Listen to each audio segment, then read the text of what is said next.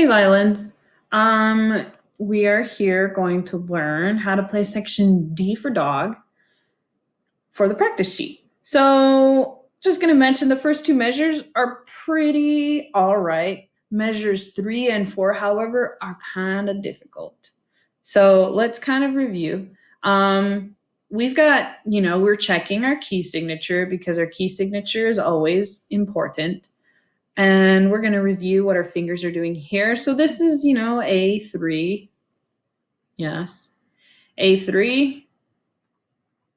And this is our open A. And then this is our first finger and this is our second finger, which this is our default fingers.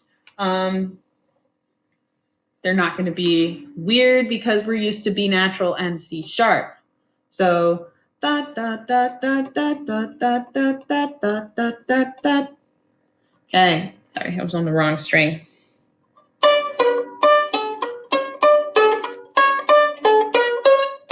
Okay, and that continues right here. We go 3, open, 1, 2, 3, open, 1, 2, 3, and then we've got our chromatic scale going on here. So we got a regular 2, and then we have -2 right there, regular 1, and -1 right there. After that is where it gets difficult. So let's make sure that we know how to do measures 1 and 2 together. Starting on 3, open 1, 2, 3, open 1, 2, 3, 2, low 2, 1, low 1. Okay, so that's just the first two measures. They're not too bad.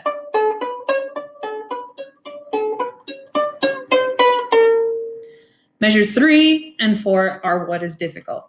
Now, there is a couple of different ways you could go about learning it, or you could just do it this way and not make it complicated on yourself.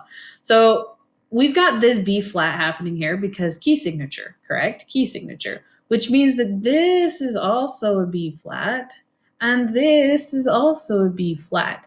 Now, the only way you can play B flat is the low 1 on the A string. Okay, so come over here and I'm just going to go A -1. And then I'm just going to draw a -1 up there and a -1 up there on the A string. Remember, that's the A string. Now I'm going to use a different color for different string because it takes up a lot of space for me to write the letters all the time. That in mind, though, I'm going to erase this. So orange is A string, and this blue color is going to be our D string because we have right here an F natural. Right? So this is -2 on the D string, followed by a G natural, which is our regular 3. And then we've got our open A back here. Right? Now this pattern just continues itself. We got low 1.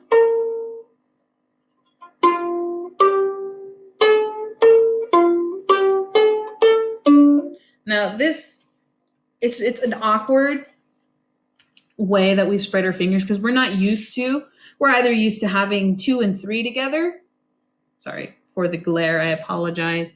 Used to having 2 and 3 together or 1 and 2, but this one has all of them a whole step apart. And our first finger is going to be over here on the A string. So we're going to be a low 1, and then D2, D low 2, and then 3, open A.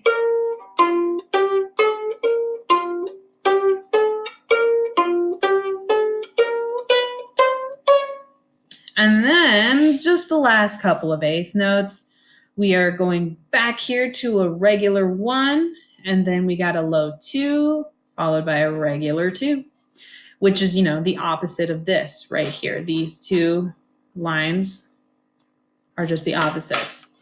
Okay? So if we're looking at measures 3 and 4, we go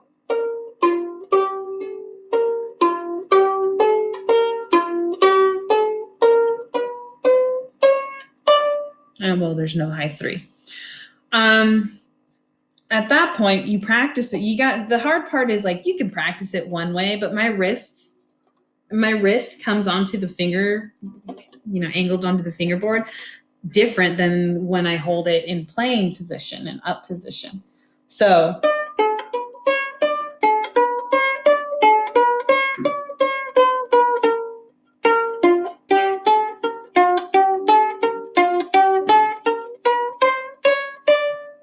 you just got to practice it.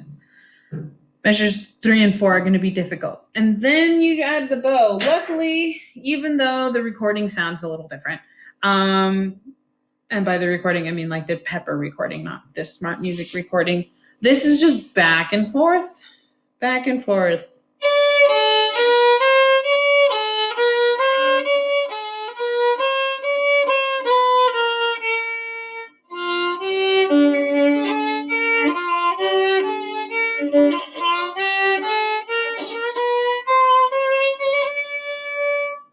Now the bow, the string crossing, going back and forth in measures 2 and 3, you're gonna have to practice that.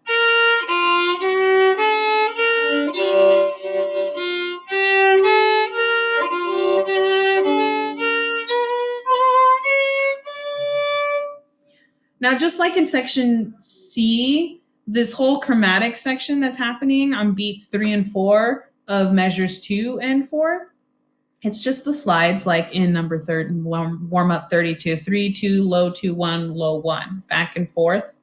You just got to get used to doing that. Okay.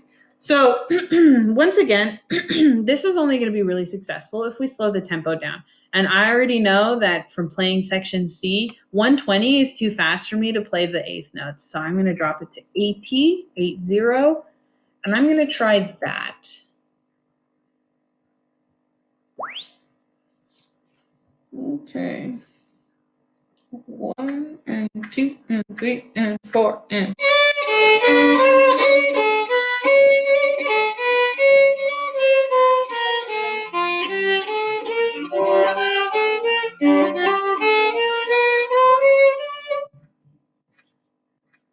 Okay. As you can see, measures 3 and 4 were pretty rough. I would just need to practice these a little more. At this point, I memorized it on here. So I wasn't even looking at the music and I was just listening for the clicks. But yeah, 3 and 4 were a little on the rough side. This is, yeah, it was a little on the low side. So,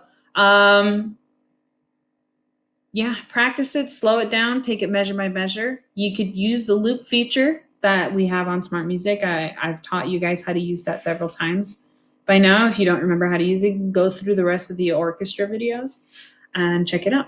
All right, good luck.